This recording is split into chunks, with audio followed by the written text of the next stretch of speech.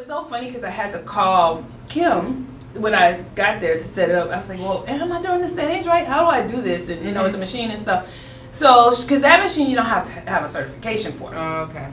So I do it and I put it on. The girl loses inches and I kind of make up this stuff like, you know, wrap with saran wrap and all this kind of stuff, like old school stuff, like just winging it. And it worked, and she lost inches, and she, you know, she loved it. So I said, "Oh my God, you're so beautiful. Can I post this on my social media?" And she's like, "Absolutely." Post it on my personal page. I didn't have a DBA. I didn't have an LLC. I had one for the teeth whitening. Yeah. But not for this because I didn't expect what happened to happen. Mm-hmm. So I posted it and it blew up. Everybody's like, "Oh my God, what is this?" So it started with a lot of friends, old coworkers, and this and that. So in the meantime, my sister-in-law worked from home and she was like, "I'll pay you. Come put it on me. I've done it before at another place." And I was like, "Okay." So I'm there. I'm doing it. And so as she's sitting on the machine, she was like, "Well, have you ever heard of cavitation?" I'm like, "No, what is that?" And she was like, "Oh, your sister-in-law?" My sister-in-law. She's like, "Oh, it's so good. You should try it."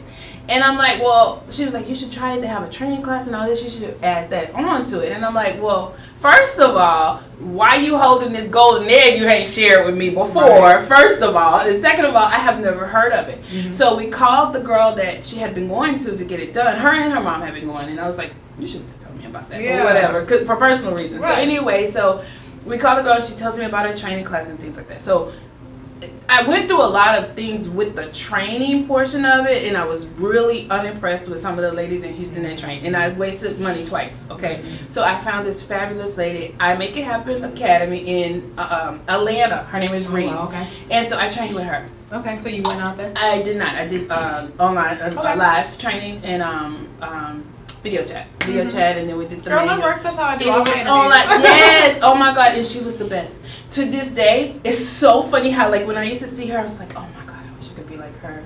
I wish I could do this." And now my business has literally surpassed her, and she calls me like, "How do I do this? How do I do this?" And I've hooked her up with that. Back to Kim, the girl that was at the doctor's office.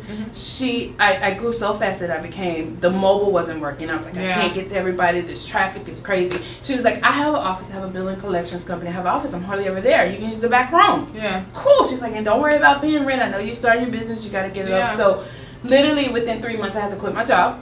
Wow. Because I was so busy. I quit my job, and that was just like stress level. Because remember what my goal was with the kids and all that. To seem fit. Yeah, so I mean, you're fit. I am fit. So I progressed to basically in 6 months. I literally took over her whole entire office. I was constantly calling her saying, "Can I move this desk? Can I do this?" She's like, "Let me send my brother. He'll come and pick it up." I literally moved her out of her whole 3-room office and took over and ended up paying the full rent and everything. So during that time, my friend Tatiana, who's here with me, I had been friends with her for about 10 years. She's a makeup artist, and she had been doing this for years, and she just knew beauty, right? And she was like, "We need to get a spot together. We need to get a place together. We can offer all the services in one place, and, you know, this and that. I want to get a spot." And I'm like, "I can't." You know, I'm thinking, first of all, I don't want to do things with friends. Yeah. But, you know, she made a point. She's like, "We're not sharing businesses. We're just sharing space and clients and giving everybody a one-stop shop." And I was like, "Yeah, you're right." But I was still apprehensive. I was apprehensive, because she seemed so much farther than me, and I was like barely making it. So I'm like, I can't pay rent, you know, more. And I was just scared. And it was just, you know, kind of like, I just got to do it. I just got to do it. So we ended up looking, and even we looked for 2 weeks. Even when we're out driving around looking, calling real estate agents, doing all this, something was like, "Oh, I'm so scared. I don't know if this is the right thing to do." So where I was, it was me and one assistant, and we were literally seeing about 30, 40 client appointments a week, right? And it was kind of slow. 30 was actually the average. So finally we found here at the Mangum location, which was a little more central.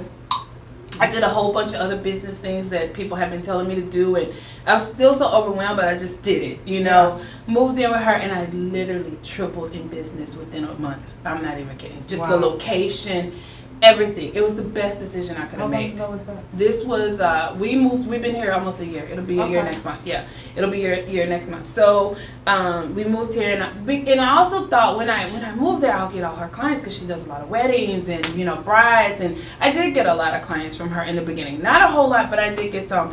And so I was like thinking, okay, that'll increase, you know, my income and kind of get it where I can invest back in the business. And so I started learning a lot of things, working on business credit and this and that. So Kim was always my go-to girl. I was like, Kim, what do I do this? Because Kim had a business, but she didn't have what she has now. And it's so crazy because she helped me so much, and she helped me, you know, even still to this day, bring on my doctor, bring on, you know, new services, and push me. And she pushes me a lot to go past my comfort zone, which is a blessing because that's how I grow. But now Kim has a business as a medspa consultant, so she does start up medspa. So she knew her power because helping you. I convinced her. I said, you should charge people for this, because the knowledge that you give me is I can't get that anywhere else. You need to pay people for your knowledge. And she was like, yeah, I'll try. So I started helping her kind of promote it. Now she has a business partner, and they are just doing it. And it's so amazing how God works, because that's not how she started out. So anyway, so we progressed to being here at Mangum, and it's like I got the body contouring part done, but it's not enough. I'm like, I don't want to just be a mom and pop body contouring company. There's one on every corner, just like one every Starbucks. I perfected I made sure I took so many classes, and I perfected the technique to make sure the results were good. And I'm very strict. My staff will tell you, it's so funny that I am very strict with them. I am strict with them. If you're not getting, you know, results, if you're not doing this and this and this, I have a lot of processes in place. I'm strict with them, but I take really good care of them. Yeah. They know I take really good care of them. If they're in need, I mean, I don't babysit, but if they're in need, I will look out for them. So moving on to that happened. So I called Kim, and I'm like, well, actually, she was pushing me, and I was like, okay, I'm ready. What's next, right? She's like, you got to get a medical director. I'm like, I can't afford it, and this and that, and she said, let me help you. I will find somebody that's willing to work for you. Everybody knows that, you know, new businesses and startups don't just have, you know, money coming out the wazoo. So we go and meet with this doctor, Dr. Angela Traylor, in Humble. And my sole purpose for going to that meeting, and this is how I tell you when God is just like, he has his hands on me and my business. I'm telling you, it's like, it's so funny because my fiance is like, everything just gets thrown in your lap. And it's like, yeah, that's true, but it's really not thrown in my lap. It's God. It's God showing me, like, this is where I wanted you to be this whole time. Yeah. This is why you went through everything. This is why I took everything away from you, to get your attention so you can sit down and focus on what I had for you, right? I went with her to meet with this doctor, Dr. Angela Traylor in Humble, and we're sitting there and we're talking about her being my medical director and working out a payment, and you know how much per month that she required and this and that, because in order for me to be able to do more services to become a medspa, I had to have her, because she has to oversee, you know, a lot of the medical stuff. I have to have her license to order stuff. And so, you know, I'm a buyer, so I definitely get it. Yeah, you get it. So I had to build that trust. Okay, so you know, it was like Kim was the glue that put us together. So we were there, and she was like, "Hey, you know, I have these extra rooms. Why? You know, have you ever thought about down there? That's where you Yeah, and this is how I tell you, when I had no intentions of going there to get a second location. I went there to get her to grow, to be able to get money to put back in here, and then grow. You know, and so. It's so funny because when I left, I just called Kim on the phone. We were in separate cars. I said, did I just leave with a medical director and a second location? She said, you absolutely did. And it worked perfectly, right? And so from that point on, it's just been blessing after blessing after blessing. I have been bringing on new services. I mean, like probably every month or two. I went through a lot of learning curves with the staff. I lost a lot of money. Wasted. I'm not going to say lost. I wasted a lot of money not understanding, you know, trying to keep people happy and not understanding that I can pay the right person to do the job that I need instead of paying two people. I mean, it was a lot of learning curves.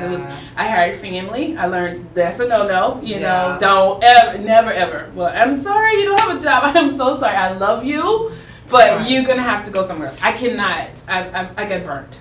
The craziest thing about us when we do that, these people don't have the experience and don't want to go get it. Or they'll learn and they'll get it, but then they feel like you owe them, or they feel like they want favoritism. Yeah. And when you show them favoritism, they forget and they don't appreciate it. So I went through that, and it was really tough. So I don't hire family anymore.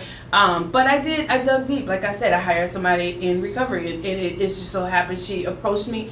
And to be honest, I feel like she's one of my best employees. And I was there. She was there when I admitted myself to New Hope, and she was there. So me and her have been sober the same amount of time. Oh, I've been sober ever since then, almost 5 years. I meant to say that. Yeah, almost 5 years, and haven't had a drink. Yes. So and she was one of my best employees. Yeah. But the thing I love about her is she sees everything that I get emotional about this too. So she sees what I went through. She was there and she watched me grow this business from a mobile teeth whitening company to this med spa, and she is 100% invested. And then I have, I have other staff. I have the MA that used to work for the doctor. She's my assistant now, and these people work. She, yesterday I told her work till 7. She's calling me at 10 o'clock at night, and she's like, I just finished. I said, why are you still at work? She was like, there's so much to do. I just didn't want to leave it. Yeah. And she clocked out. I said, no, I'm going to pay you for that. But that's the kind of team that I have, and it's just been such a blessing because I went through a lot. I lost a lot of money. There was times that I wanted to give up because it's hard. It's hard. It's stressful. Yeah. Then when you have a lot of pressure on you and, and like I said, I was single, and so my bills at home wasn't getting paid by anybody.